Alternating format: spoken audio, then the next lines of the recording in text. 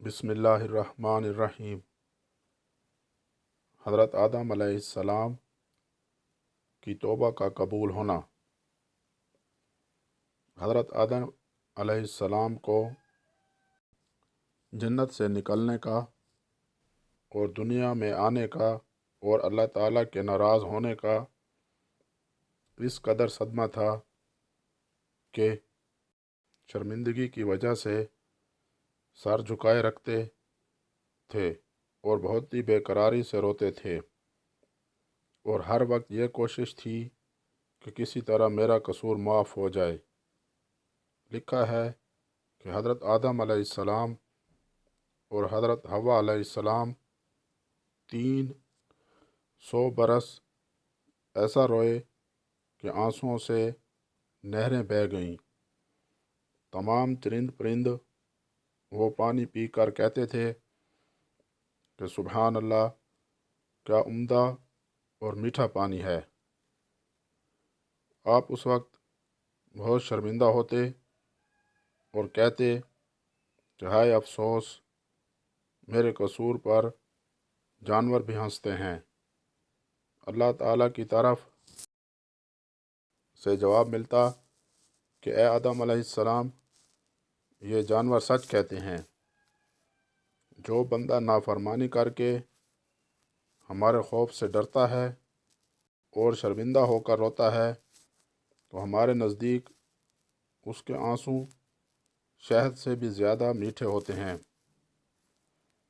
मोहसिन आज़म हजूर अकरम सल्लल्लाहु अलैहि वसल्लम फरमाते हैं कि 3 किस्म की आँखें ऐसी हैं जिनको अल्लाह ताला दोज़ख में नहीं डालेंगे।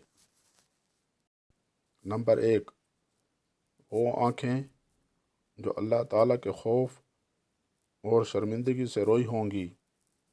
नंबर 2, वो आँखें जो गुनाहों की चीज़ों को ना देखें। नंबर 3, वो आँखें जो फ़र्ज़ नमाज़ों के अलावा नींद छोड़कर तहज्जुद की नमाज में जागी होंगी।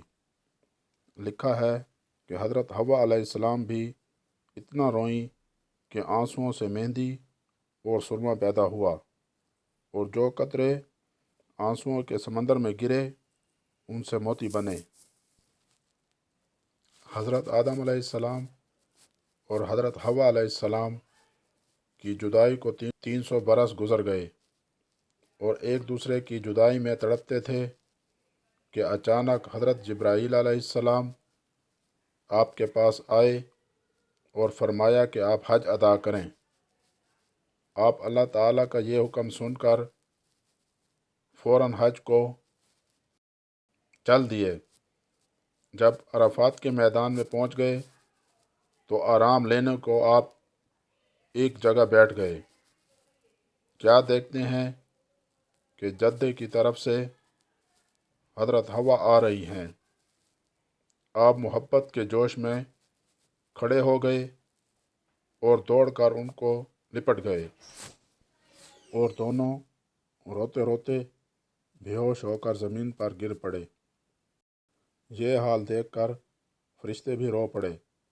उस वक्त अल्लाह ताला की रहमत का दरिया जोश में आया और अल्लाह ताला की कुदरत से हज़रत आदम अलैहिस्सलाम की नज़र आसमान की तरफ गई तो क्या देखते हैं कि अर्श आज़म पर कलमा तैयबा ला इलाहा इल्लल्लाह मुहम्मदुर रसूलुल्लाह लिखा हुआ है। फिर आपने ये दुआ मांगी, ऐ मेरे रब, तेरे नाम के साथ जो ये नाम लिखा हुआ है, इसके तुफ़ैल से हमारा कसूर मुआफ़ कर और हमको बख्श दे। हज़रत जिब्राईल अलैहिस्सलाम उसी वक्त अल्लाह ताला का सलाम लाए और कहा कि अल्लाह ताला फरमाता है, ए आदम अलैहिस्सलाम, अगर तुम जन्नत में ही मोहम्मद सल्लल्लाहु अलैहि वसल्लम के तुफ़ैल से दुआ मांगते तो हम तुमको दुनिया में ना भेजते और तुम्हारा कसूर मुआफ़ कर देते। अब हम तुमसे खुश हैं और तुम्हारा कसूर मुआफ़ किया और तुम्हारी तौबा कबूल की। اور تمہارا مرتبہ پہلے سے بلند کیا۔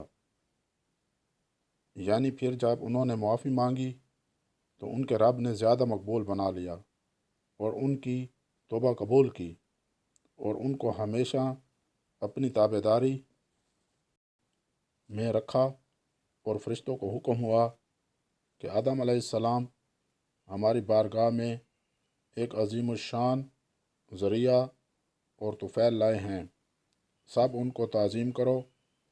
یہ حکم سنتے ہی فرشتوں نے آپ کی تعظیم کی اور آپ کے بدن مبارک سے گرد و غبار کو صاف کرنے لگے۔